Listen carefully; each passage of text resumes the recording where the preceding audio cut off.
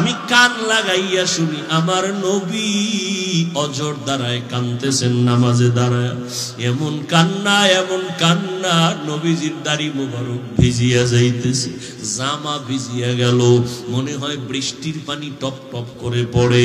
আমার নবী রুকুর খবর নাই। হঠাৎ করে নবী দীর্ঘ টাইম কান্নার পর রুকুতে চলে গেলেন। রুকুর থেকে আর উঠে না, কান্না কান্না কান্না। এরে আমার নবী যদি এত কাঁদেন, তোমার আমার কি পরিমাণ কান্না দরকার? নবীর তো কোনো গুনাহ নাই, তোমার তো গুনাহ ছাড়া কিছুই নাই। কি পরিমাণ কান্না দরকার? আসলে কান্না নাই, গুনার কথা একবারও স্মরণ করো না।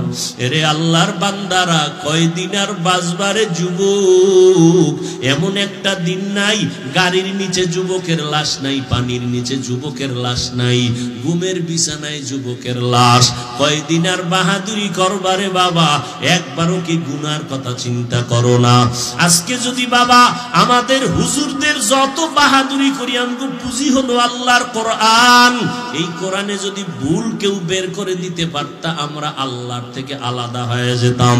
কোরআন যেহেতু সত্য, কোরআনের সব কথাই সত্য। এই চ্যালেঞ্জের মোকাবেলায় আমরা মজবুত হয়ে চলতেছি। ও আল্লাহর বান্দারা, মায়ার নবী রুকু থেকে আর মাথা উঠান না। আম্মা জান আয়েশা রাদিয়াল্লাহু আনহা বলেন, দীর্ঘ টাইম আমার নবী রুকুতে কান্নার পরে মাথা উঁচু করে এরপরে সিজদায় গেলেন।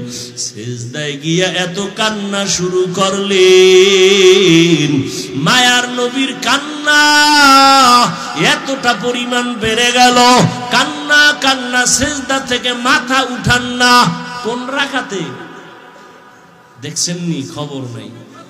প্রথম রাকাতের মাত্র প্রথম সিজদা, নবী এত কান্না কান্না শুরু করলেন, সিজদা থেকে মাথা উঠান না। এত কাদাই যে নবী কাঁদলেন, হঠাৎ করে পেছন থেকে আওয়াজ আসলো হযরত বেলালের জবানে। বেলাল ডাক দিয়া কয়, মায়ার নবী উঠছেন নি ঘুম থেকে? ফজরের সময় কাছাকাছি হয়ে গেছে। আম্মা জান আয়েশা বলেন, আমার এই রকম মায়ার নবীর আশ্চর্য ঘটনা দেখে বড় পেরেশান হয়ে গেলাম। এরে নবীর আশিকের দল, আমার মায়ার নবী এত কষ্ট করলেন এই উম্মতের জন্য। আম্মা জান আয়েশা বলেন, একদিন আমি দেখি আমার হুজরার মধ্যে বইয়া নবী গুনগুন গুনগুন করে কান্না করে। আমি বললাম, নবী কেন কাঁদেন? আমার ব্যবহারে কষ্ট পেয়েছেন নাকি? কয়, না না, কাঁদি কেন জানুনি রে আয়েশা? হাসরের ময়দানে ভয়ঙ্কর অবস্থার কথা মনে পড়ে গেছে। ও আল্লাহর বান্দারা, গুনার কথা স্মরণ করে একটু চোখের পানি ছেড়ে তওবা করো। কয়দিন আর দুনিয়াতে বাঁচবা? আল্লাহ যেদিন ডাক দিবে, কেউ তোমারে আমারে ধরিয়া রাখতে পারবে না। আল্লাহর প্রিয় বান্দাদের আল্লাহ ডাকেন, তওবার দরজায় ফিরিয়ে আসো। আল্লাহর দরবার থেকে কোথায় ভাগিয়া যাবা? যাওয়ার তো কোনো জায়গা নাই। মায়ার নবী কাঁদেন, হাসরের ময়দানের ভয়ঙ্কর হালাত হবে, মানুষগুলো উলঙ্গ দাঁড়াবে, নবীরা পর্যন্ত উম্মতের কথা ভুলিয়া যাবে, কান্নায় বিভোর হয়ে যাবে। আম্মা জান আয়েশাকে নবী বলেন, ও আয়েশা, উম্মতেরা পাগলের মতো হইয়া নবীদের কাছে ঘুরবে, কেউ সুপারিশের জন্য জিম্মা নিবে না, নিজেরে নিয়ে ভাববেন আর কাঁদবেন। সর্বশেষ উম্মতগুলো আমার দরবারে আসবে। আম্মা জান বলে, নবী আপনি কোথায় থাকবেন হাসরের মাঠে?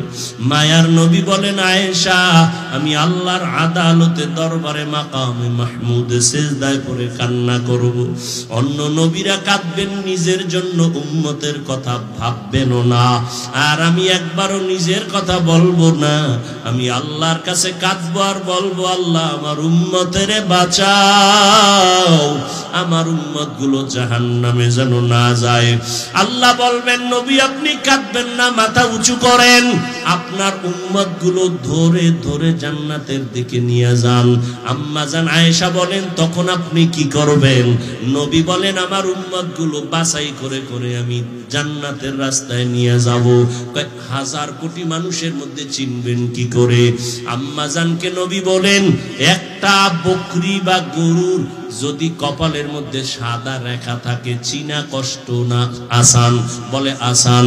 নবী বলেন আমার উম্মত যারা 5 ওয়াক্ত ওযু বানায় নামাজ পড়বে, ওযুর অঙ্গগুলো নূরের দ্বারা আলোকিত হয়ে যাবে। আমি দেখা উম্মত গুলো দইরা কাতার দিয়া লাইনে দাঁড় করাইয়া হাউজে কাউসারের কিনারায় যাব।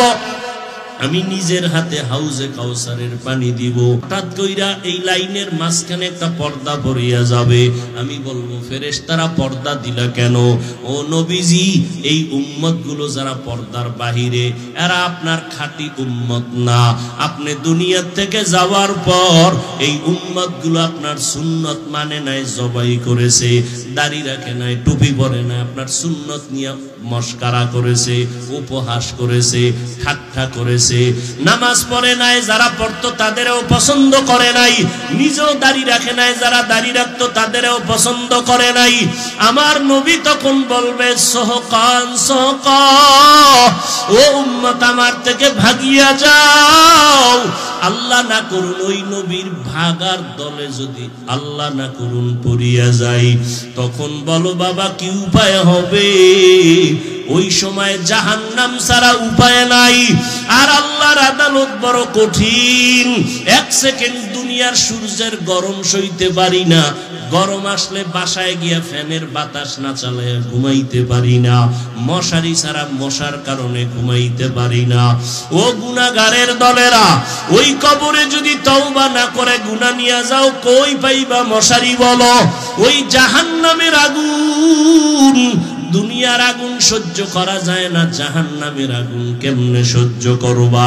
আল্লাহ ডাকছেন বান্দা তওবা কর, আমার দরবারে 2 ফোঁটা চোখের পানি ছেড়ে কাঁদো। ও যুবকেরা, গুনার কথা স্মরণ করে অন্তর দিয়া গোপনে আমার আল্লাহকে ডাক দাও, হে মালিক এই ময়দানে আমার মতো গুনাহগার কেউ নাই। গুনার কারণে আমার হাত না পাক, আমার চোখ না পাক, আমার জিহ্বা না পাক, আমার অন্তর না পাক। আজকে থেকে তওবার নিয়ত করো রে বাবা। হায়াতের মালিক আল্লাহ, ইজ্জতের মালিক আল্লাহ, রিজিকের মালিক আল্লাহ। আর কোনদিন নামাজ ছাড়বা না, বেপরদায় চলবা না, মা বাবাকে কষ্ট দিবা না, ওলামায়ে কেরামের বিরুদ্ধে যাবা না, নবীর তরিকা মেনে চলবা। দাড়ির মধ্যে কখনো অস্ত্র লাগাইবা না। তওবা যদি নসিব হয় 2 ফোঁটা চোখের পানি ছেড়ে মাওলাকে ডাকো। জীবন চলিয়া গেল আর নামাজ ছাড়বা না, দাড়ি কাটবা না, বেপরদায় চলবা না, মা বাবার দোয়া নিয়ে চলবা, বেয়াদবি করবা না, উলামায়ে কেরামের পরামর্শ নিয়ে চলবা, বেয়াদবি করবা না। ওরে আল্লাহর বান্দা, তোমার মতো কত যুবক স্কুল কলেজে পড়ে, চাকরি করে, ব্যবসা করে, নামাজ ছাড়ে না। তুমি কেন পারবা না? হায়াতের মালিক আমার মাওলা, ওই আল্লাহর উপরে ভরসা করে তওবা করো। অন্তর যদি তৈরি হয়ে যায়, মুনাফিকি যদি অন্তরে না থাকে, খাঁটি নিয়ত যদি তওবার জন্য হয়েই থাকে, খাঁটি তওবার নিয়তে 2 হাত আমার আল্লাহকে দেখাইয়া দাও।